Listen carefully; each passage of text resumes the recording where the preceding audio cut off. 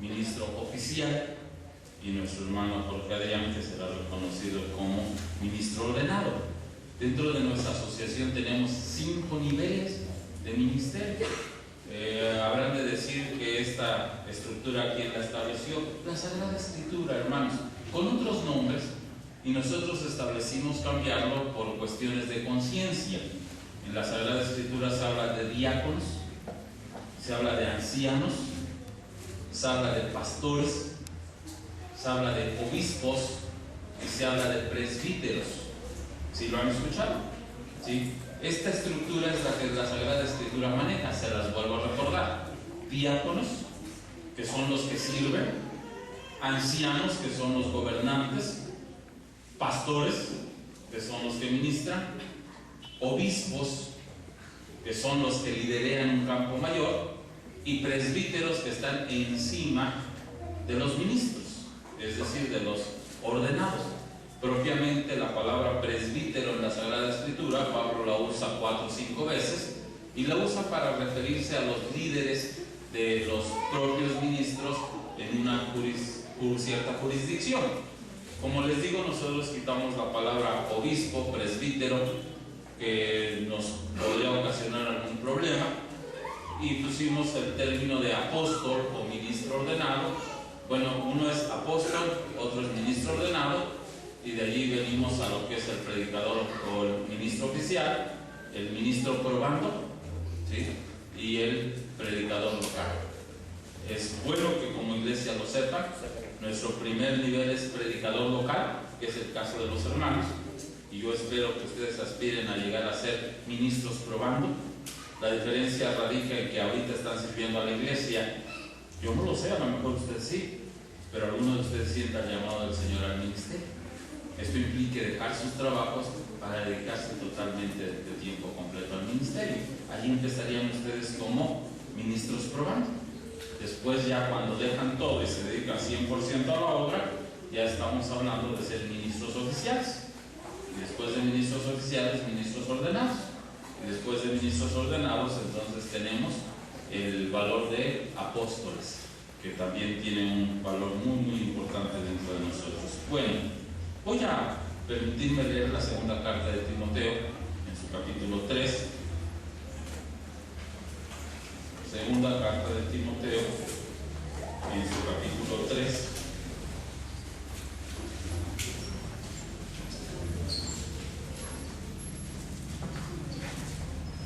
Escúchenla, voy a hacer la lectura.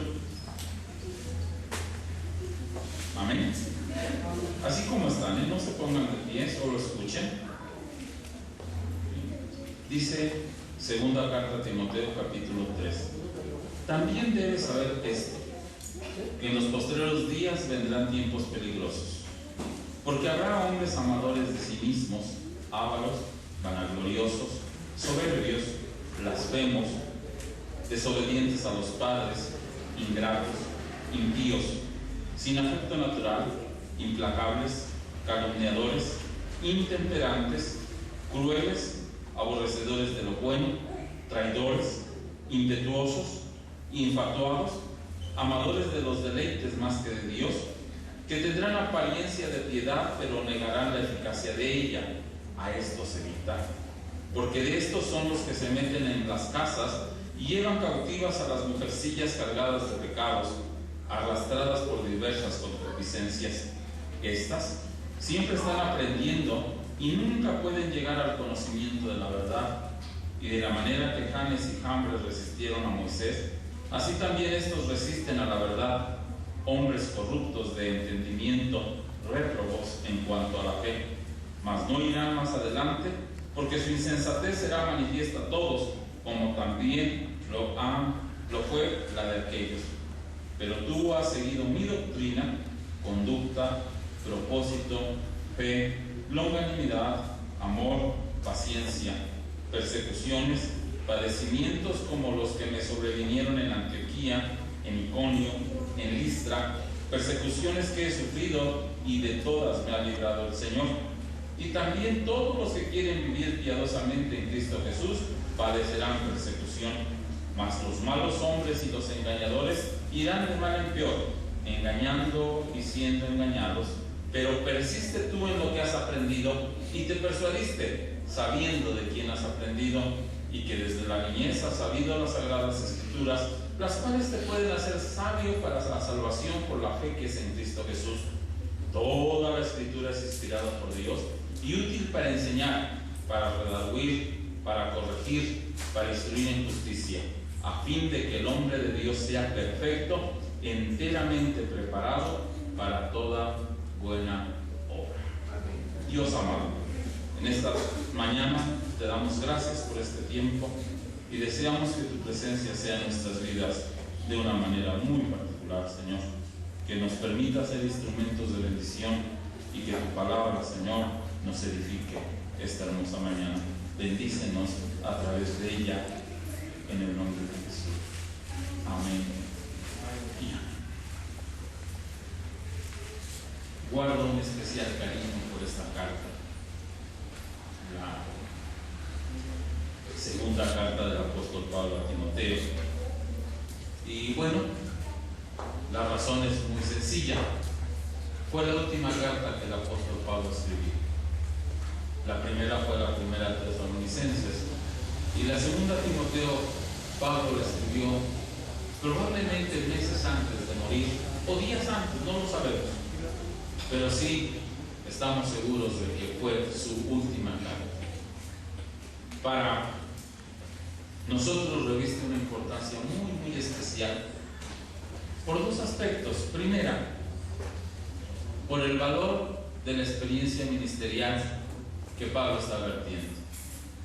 Toda su vida la vierte en esta carta a Timoteo. En la historia secular hay dos corrientes de pensamiento en cuanto al seguimiento del cristianismo una vez que Pedro y Pablo faltaron. Una dice que Juan fue el que tomó la palestra del Evangelio y fue el líder del cristianismo en aquel entonces. Es la versión tradicional, pero otra más dice que fue Timoteo el que enfrentó los problemas del cristianismo posteriormente a la partida del apóstol Pablo. Por la experiencia de Pablo y el valor que él le da a esta carta, personalmente me inclino más a la segunda versión, a que fue Timoteo el que tomó la palestra del Evangelio, porque aquí Pablo se le está entregando. Pablo le está dando las indicaciones adecuadas para poder seguir adelante en el cristianismo. Yo les digo, me inclino muy especialmente a ello. Pablo vierte toda su experiencia ministerial, pero en segundo lugar, también vierte toda su experiencia personal. En la carta podemos encontrar el corazón de un hombre, ¿sí? No de un ministro, el corazón de un hombre vertiendo la herencia a su hijo. Ustedes saben el valor tan grande que Timoteo tenía para la vida de Pablo, al cual consideraba verdadero hijo en la fe, y que por muchos años había él caminado cerca de este jovencito, y él había sido testigo de toda la experiencia ministerial de Pablo. Dicen que cuando Pablo escribe esta carta, Timoteo es el pastor en la iglesia de Éfeso, y puede entonces vertirse de una manera muy especial. En el contexto del pasaje que he leído, sobresalen varios asuntos particularmente, pero quiero irme a los extremos, a los primeros versículos, donde el apóstol Pablo escribe proféticamente, hablando de lo que serían los últimos días. Y también debes saber esto, que en los postreros días, y da las características de los hombres que habrían de existir en estos postreros días, si las contamos, son 18, que hablan de una maldad perfecta, ¿sí? Que demuestran lo que será el carácter del anticristo mismo. En la simbología bíblica, hablar del 666, que es la forma en que Juan previene a la iglesia para poder detectar quién va a ser el anticristo, encontramos que Pablo habla del carácter, no solo del anticristo, sino de los hombres que iba a haber en los postreros días. Personalmente esto nos espanta, porque es una situación que ya no es profecía, que ya nos está tocando ver, y muy especialmente en México vivir. Hombres impíos, implacables, escuchar las noticias y poder saber cuál ha sido el destino de muchos y la forma tan cruel en que los han matado, cortados en pedacitos, metidos a tambos de ácido. ¿Sí? Cuestiones increíbles, ¿verdad? ¿Sí? Ametrallados, como fue la experiencia estos últimos días de esos 72 inmigrantes, de los que se conocen, pero hay un sinfín que no se conoce. Estas características de impiedad que son comunes, bueno, vemos esa situación afuera, pero dentro de los hogares también el apóstol Pablo está describiendo alguna circunstancia. Habla de los hombres desleales, habla de aquellos que son sin afectos naturales, que ya no respetan a los padres, que odian a sus propios hermanos. Ya no hay ese valor filial de que eres mi hermano y te amo. Ya no existe esa circunstancia. Pablo dice desobedientes a los padres. Toda esta experiencia es terrible, y si hay alguien que debe de estar preocupado, somos nosotros como iglesia. Es a nosotros que nos corresponde, amados hermanos, preocuparnos por estas situaciones. Versículos antes, Pablo le ha dicho a Timoteo que debe de preocuparse por orar, por poner en oración a las autoridades. Y es muy categórico, les dice, para que vivamos quieta y reposadamente en toda honestidad. La iglesia tiene una enorme responsabilidad sobre este particular. Dije, me voy a los extremos. La primera parte, Pablo previene sobre lo que iba a suceder en los futuros días y nos da las características de los hombres. Pero en los últimos versículos, Pablo responsabiliza a quien él llama hombre de Dios. Miren, vayan a su Biblia, segunda carta a Timoteo, capítulo 3. El versículo 7 dice: a fin de que el hombre de Dios sea perfecto, enteramente preparado para toda buena obra. ¿Ya lo vieron? Versículo 17. Y esto es hermoso. Pablo habla del hombre del diablo, el que le sirve literalmente al diablo, y ahora habla del hombre de Dios. Y ya se los dije, cuando Pablo habla del hombre de Dios está haciendo una alusión al hombre, y en este caso hay que ser categóricos, y a la mujer que le sirven a Dios. Amén. ¿Sí? ¿Y qué es vamos a decir, es el título más hermoso que podemos recibir? Hombre de Dios, que traducido popularmente podemos decir es el siervo de Dios, el ministro de la palabra. Y cuando Pablo establece estos principios, define la actitud que debemos de asumir cada uno de nosotros. Pudo haber dicho, sí, el magíster de la palabra, es decir, el magistrado que manda sobre la palabra.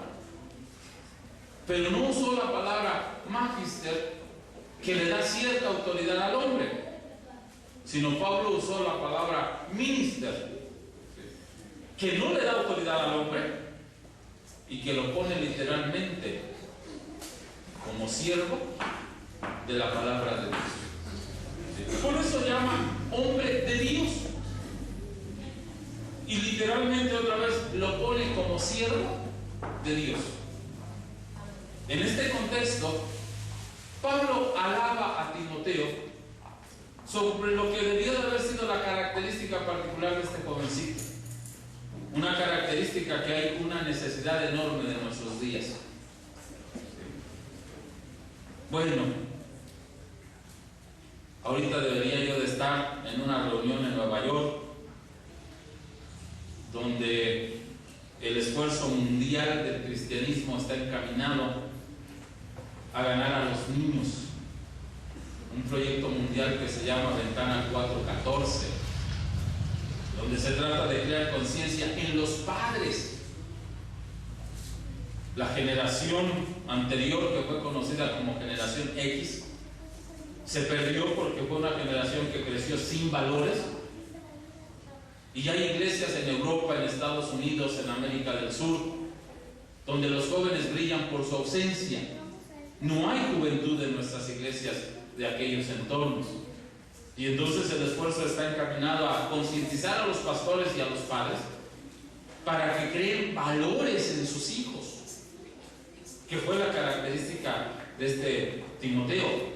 Esos valores se resumen al conocimiento bíblico. Y es lo que le alaba Pablo a Timoteo, y que desde la niñez ha sabido las Sagradas Escrituras. ¿Sí? Es hermoso, y ojalá, hermanos, me estén entendiendo. ¿Sí? Y los padres puedan asumir una responsabilidad de que en lugar de que tengan sus hijos encendida la televisión las 24 horas o estén embotando su cerebro con esas maquinitas que les compramos, los metan a leer la Sagrada Escritura. ¿Sí? Y en vez de estar escuchando basura en sus celulares, les pongan la Biblia en ellos, porque eso es importante. Ojalá hoy pudiéramos estar consagrando a jóvenes como siervos de Dios. Pero ustedes como padres deben de estar repasando la situación de sus hogares. Nuestros hijos, ¿sí?, están siendo, en labios de nuestro director para América Latina de las Sociedades Bíblicas, analfabetas bíblicos, porque no conocemos de la Sagrada Escritura. No tenemos esa experiencia de la que Pablo puede escribirle a Timoteo, y que desde la niñez ha sabido las Sagradas Escrituras.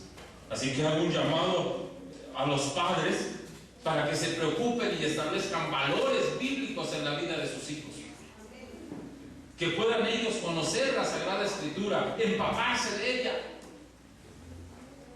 Y Pablo establece esto como un valor importante, porque a diferencia de los hombres del diablo, Pablo dice: la Sagrada Escritura te puede hacer sabio. ¿Me escucharon? ¿Sí? Y la verdadera sabiduría, ustedes y yo sabemos que emana de la Sagrada Escritura. ¿Sí? Pablo y todos los escritores bíblicos tienen el precioso axioma, ¿sí? El principio de la sabiduría es el temor a Dios. Y el temor a Dios empieza cuando conocemos de Dios, cuando estamos empapados de su palabra.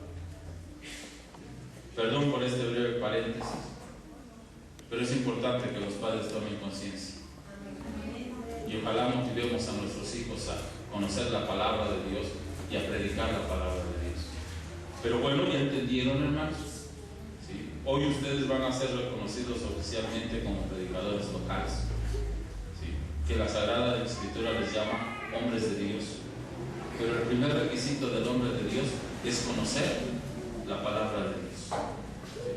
Y yo espero que ustedes estén inmersos en la palabra de Dios y que tengan el hábito de leerla todos los días.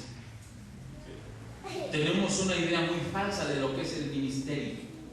Ustedes mismos como iglesia consideran que el pastor es el siervo de la iglesia y que el pastor está para servir a la iglesia, para que si hay alguna necesidad, el pastor se mueva a atender esa necesidad. Que los del ministerio de la iglesia estén al servicio de la iglesia.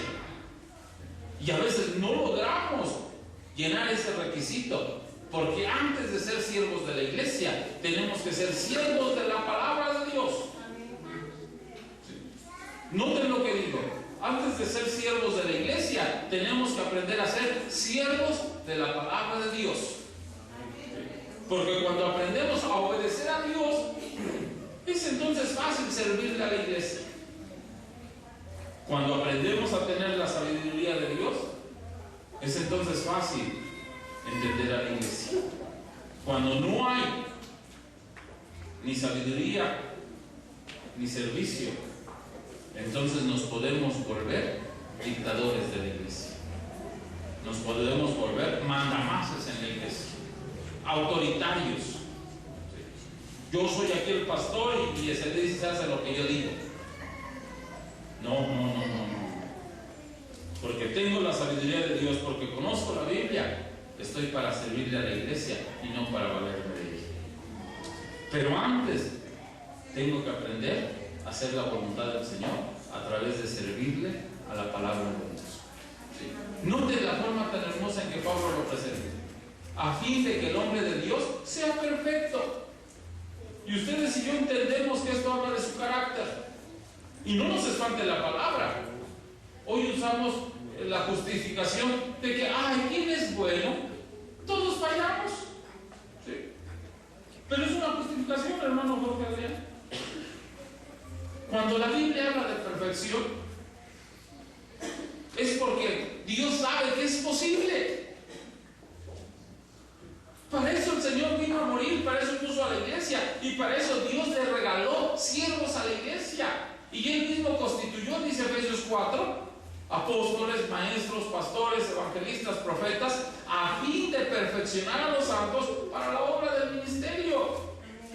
¿Es posible la perfección? Sí. Dios no nos hubiese pedido, engáñense. Hablen de perfección cuando no existe. Sí existe. Es el llamado que tenemos, y no nada más los hombres de Dios, también los miembros de la iglesia. Estamos llamados a tener el carácter de Cristo. ¿Qué es el carácter perfecto? A vivir, amados hermanos, bautizados en los dones del Espíritu, en los frutos del Espíritu. Esto es, inmersos, cubiertos totalmente por la presencia del Espíritu Santo a través de los frutos: gozo, paz, amor, paciencia, benignidad, bondad, fe, templanza, mansedumbre. Esa es la característica de quienes somos hijos de Dios, contrario a lo que es la característica de los hijos del diablo. Es la característica, amados hermanos, hermanas Citlali, hermano Jorge, que deben buscar llenar en su propia vida, porque es la medida que Dios establece para poder ser siervo de Dios. Y entiendan, la falta de esta medida nos incapacita o imposibilita para servirle a los hermanos. Si ustedes van a ser reconocidos como predicadores locales, sus hechos tienen que hablar más que sus palabras. Tienen que predicar más con el testimonio que con sus propios labios.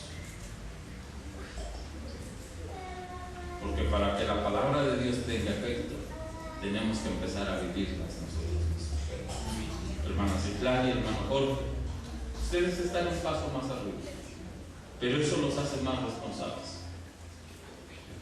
Porque a quien mucho se le da, mucho se le demanda. Hermano Jorge estará alcanzando el mayor nivel entre los pastores, que es el ser un ministro ordenado. Estamos diciéndole públicamente a su iglesia que usted no solamente está capacitado para ministrar la palabra en la iglesia, sino para también tomar liderazgos nacionales, como es su caso. Pero debe saber que como líder nacional se nos demanda mucho más que como un líder local. Hermana Citlali, usted está en el eslabón intermedio entre los que empiezan y el caso de su esposo que está llegando a la meta. Pero por ser mujer, llega hasta el techo donde se le permite crecer. Sin embargo, no quiere decir que hasta allí llegó. El techo que hoy está pisando debe ser el eslabón o el piso para seguir caminando hacia adelante. Y deseamos mucho que su testimonio sea lo que esté sirviendo para poder edificar a la iglesia. El hombre de Dios debe ser perfecto, pero para hacerlo tiene que aprender a obedecer la palabra de Dios. No solamente conocerla, sino obedecerla.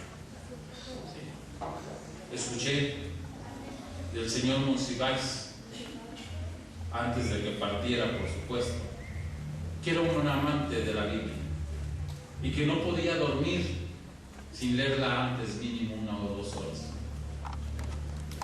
Decepcionante la experiencia, porque de nada le servía leerla y conocerla si jamás estuvo dispuesto a someterse a ella. si murió negando al Dios que lo creó y a la propia naturaleza. Por eso habla exactamente de la sabiduría.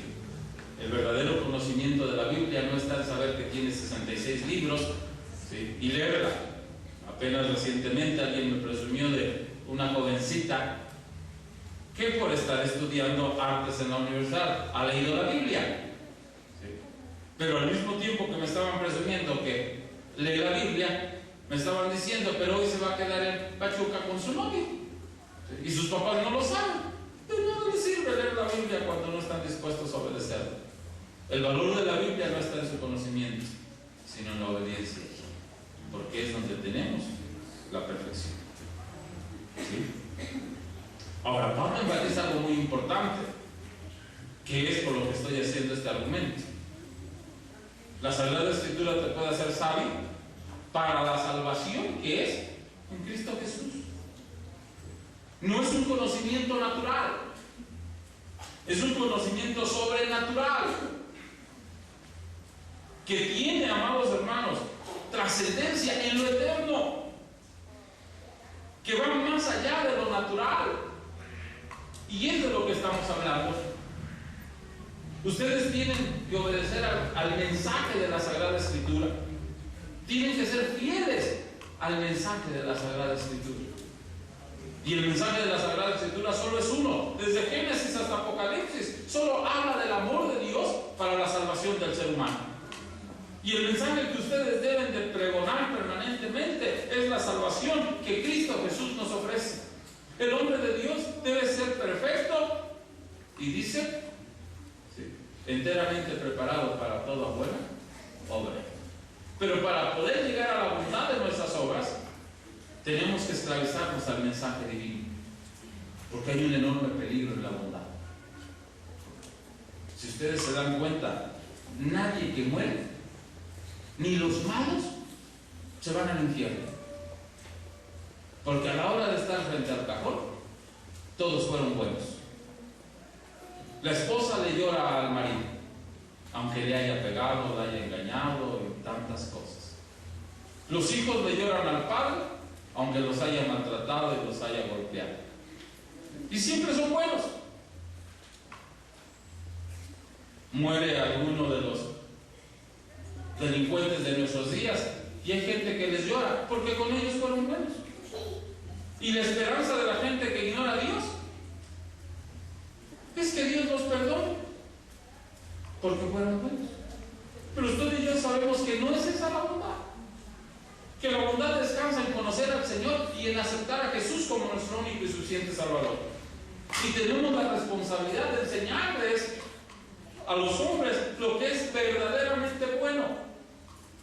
No podemos cambiar nuestro mensaje, no podemos diluirlo, no podemos suavizarlo. Si queremos verdaderamente a los hombres que están a nuestro alrededor, les tenemos que hablar que la bondad es seguir a Cristo. No hay otro. Y no debemos perder el tiempo predicando de nosotros, porque tenemos un mensaje al que hay que obedecer. Y tenemos que aprender a ser siervos de la palabra.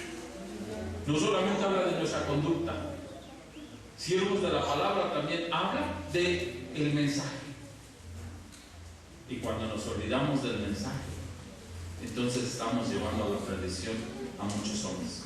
Por eso Pablo le dice a Timoteo: ten cuidado de ti mismo y de la doctrina, persiste en ello, pues haciendo esto te salvarás a ti mismo y a los que te oyeren.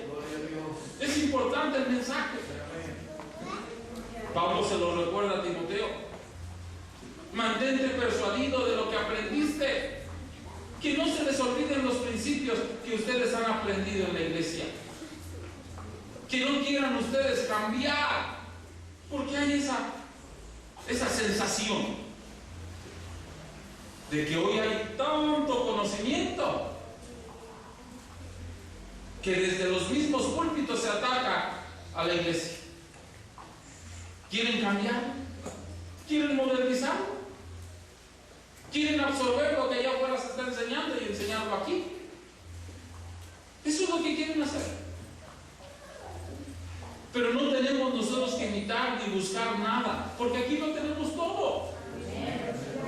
Por eso hablo de siervos, porque tenemos que ser esclavos de la palabra. Es una palabra, bueno, qué características tan tremendas tiene la palabra, ¿sí? Y ustedes las conocen, ¿sí? Es inspirada por Dios. Eso la lleva a un grado de perfecta, no tiene errores. Los 66 libros, los 1189 capítulos, los 31.738 versículos, los más de 3 millones de palabras que la Biblia contiene son inspiradas por Dios. Totalmente. Ni siquiera una letra está de más o de menos. Ni siquiera eso. No estamos ante la experiencia humana de más de 40 individuos. Estamos ante la revelación divina. La única que sirve para conocer a Dios. No solamente es inspirada por Dios, dice Pablo, pero también es útil para enseñar. Por eso dice, te puede hacer sabio. El conocimiento de la palabra de Dios alumbra la vida de los hombres. Y nosotros tenemos que entenderlo. Por eso tenemos que ser siervos de la palabra. Porque si de veras queremos que aprendan los hermanos, tenemos que sujetarnos a lo que la palabra enseña. Dice el mismo Pablo a Timoteo, es útil para redarguir. Lo que no puede hacer el amor, lo hace la palabra. Allí donde papá, mamá, la novia, el novio no entra, la palabra de Dios redarguye. Hay gente que, he dicho, considera que es buena, pero medidos a la luz de la palabra, entonces se pueden dar cuenta que no son tan buenos.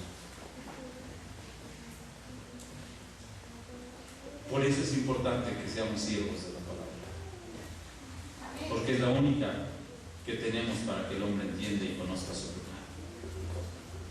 No hay otra forma. El escritor de Hebreos dice que la palabra de Dios es viva y eficaz. Y esta es una de las pruebas contundentes que tenemos de que la palabra es de Dios. Ningún otro libro tiene este hermoso poder dinámico de transformar y de cambiar, solo la Biblia. No tengan la osadía de cambiar el valor tan inmenso de la Biblia por pensamientos humanos, por conocimientos humanos. En la Biblia hay la suficiente sabiduría, no solamente para enseñar, sino también para redarguir, para corregir. ¡Qué tremendo! Por eso Pablo le dice a Timoteo que debe de estar basado o ser siervo de la palabra, por lo inmenso que es la palabra de Dios misma. Bueno, cuando dice preparado para toda buena obra,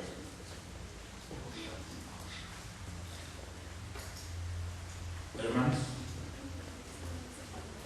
si alguien tiene que venir a hacer el aseo del templo, ustedes son los amigos. Si alguien tiene que visitar a la hermana de la iglesia que está enferma, ustedes son los primeros. Si alguien tiene que ir al hospital a regalar pan y café a los necesitados, ustedes son los primeros. Si alguien tiene que ir a lavar los trastes de alguien que acaba de tener un bebé y no tiene quien le ayude, ustedes son los primeros. Y no hay horario. Esto es permanente. Esa es la virtud que la palabra de Dios tiene. Le da propósito a nuestra vida. Y lo más grande que un hombre o que una mujer puede tener es ser siervo de Dios. Pero no solamente con nuestra conducta, no solamente con nuestros hechos, es decir, con el testimonio. Lo tenemos que demostrar con nuestro amor. Y si algo necesita nuestra iglesia para creer en Dios en estos días, es amor. ¿Me escucharon, hermanos? Y esa debe ser la raíz de todos nuestros hechos, hermano Jordán. que verdaderamente amen la palabra de Dios y que por amor a la palabra de Dios ustedes estén dispuestos a sacrificar su propia estabilidad, su propia seguridad, su propio descanso, su propia economía, su propio tiempo y aún, hermanos, ¿por qué no?, a su propia familia. Si los hombres de Dios entendiéramos que la raíz de todas las cosas es el amor, entonces volcaríamos nuestra vida a favor de la iglesia. Y la iglesia sabría que tienen en quien confiar, porque hay quien les ama. Hay tanta necesidad de amor aún en nuestros propios hogares, que hay esposas que no tienen la seguridad del amor de su esposo, que hay hijos que no tienen la seguridad del amor de sus padres. Por eso hay un enorme vacío. Por eso no hay una plena consagración de los hermanos en la iglesia. Pero alguien tiene que demostrar ese amor. Y lo hizo Jesús muriendo en la cruz del Calvario. Y ustedes y yo somos siervos de Dios. Y esa característica de amor es la que debe de permear nuestra vida, la que debe llenar nuestro corazón y la que debe de impulsarnos a vivir en los hogares. Las buenas obras, la actitud del samaritano, hay una enorme necesidad en nuestros días. Yo no sé a ustedes, es la primera vez que escucho el último himno que el hermano Jorge entonó, donde habla de alabar al Señor, pero también habla de lo que iba a haber en los postreros días. No iba a haber consagración. Y cuando Pablo, más bien, sí, cuando la Biblia dice, por haberse multiplicado la maldad, el amor de muchos se enfriará. Y es la experiencia que estamos viviendo. Hace falta amor en la propia iglesia. Hace falta amor, hermano Jorge, en nosotros mismos como siervos. A muchos no nos duele que en el hogar haya diferencias. Solo oramos por ellos y de vez en cuando solo 2 o 3 minutos. A muchos no nos duelen los jóvenes que están dejando de asistir a la iglesia. No nos duelen los hijos que no saben obedecer y que viven corriendo en el templo. No son los nuestros. Necesitamos enamorarnos de Dios para enamorarnos de la iglesia y consagrar nuestras vidas al servicio de Dios. Eso es lo que Pablo le pide a Timoteo. Y fue lo que Timoteo supo dar, hermanos. No le fue fácil. Timoteo mismo fue pastor de la iglesia de Corintios, y si ustedes ven la segunda carta, Pablo le dice que regrese de pastor a Corintios, y dice, Timoteo, no, yo no, son muy difíciles. Era cuando fue joven. En la experiencia de los últimos años de Timoteo, no solamente estuvo dispuesto a regresar a Corintios, sino a dar su vida por la misma iglesia. Aprendió a amar a la iglesia. No va a ser fácil. Y por eso Pablo le dice a Timoteo, ¿sí?, persiste en lo que has aprendido. Y en ese tenor Pablo llega a mencionar las tribulaciones que sufrió en Iconio, en Listra. Porque no es fácil.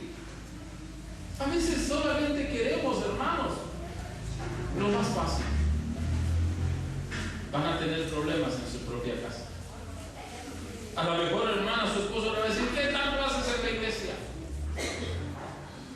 ¿Usted es casado, hermano? Quisiera entender que la hermana que está a su lado son, ¿sí?, aparentemente van a estar bien porque están consagrados a Dios. Pero el diablo es tan astuto que podría meterse entre ustedes. Y que la esposa le diga al hermano, ¿y qué tanto vas a la iglesia? No es fácil, hermana, no es fácil. Pero si verdaderamente aman al Señor, sabrán hacer lo correcto. Hermana Citlali, ¿qué le puedo decir? ¿Qué le puedo decir? Si hasta ahora usted ha podido gozar de su esposo, pero probablemente van a llegar días en que no pueda gozar. Porque ese es el servicio a Dios. Pero hay que aprender a hacerlo por amor. Y no hay otra forma de pagar al Señor el sacrificio que hizo por nosotros, sino amando a los que están en nosotros. Ustedes recuerdan lo que la Sagrada Escritura Escritura enseña y la forma en que reduce el verdadero cristianismo. Amarás al Señor tu Dios sobre todas las cosas y a tu prójimo como a ti mismo. En eso se resume todo el cristianismo. Y si amamos a Dios, entonces vamos a amar a los que están a nuestro alrededor. Y si amamos a los que están a nuestro alrededor, vamos a estar dispuestos a hacer un sacrificio por ellos. Y eso es especial. Atender a los enfermos, atender a los necesitados. Va a decir alguno de ustedes: es que yo no soy esclavo de nadie. Pero ir a ayudarle a pintar la casa a alguien, ir a ayudarle a arreglar el carro a alguien, es amar, es demostrar. Y el siervo de Dios, el hombre de Dios debe ser perfecto, preparado enteramente para toda buena obra. Y las buenas obras es amar. Y es consecuencia de que somos salvos. No es para ser salvos, sino porque somos salvos. Tenemos la obligación de demostrarlo haciendo las cosas buenas. ¿Estarán de acuerdo en que necesitamos amarnos los unos a los otros? La iglesia lo va a aprender cuando lo vean ustedes. Solo entonces sabrán que verdaderamente Cristo vino a morir por ustedes y querrán ellos también sacrificar su propia vida. Háganlo. Y solo entonces sabrán que vale la pena servir al Señor, cuando su vida sirva de ejemplo a los demás y cuando su ejemplo quiera ser imitado por los demás. Todo empieza con ser siervos de la palabra. Por eso les dije: conozcan a María, pero también estén dispuestos a obedecer. Pongan en práctica. Enséñenme y caminen la otra milla. Vivan la presencia del Señor en cada uno de sus actos. Y entonces verdaderamente podremos saber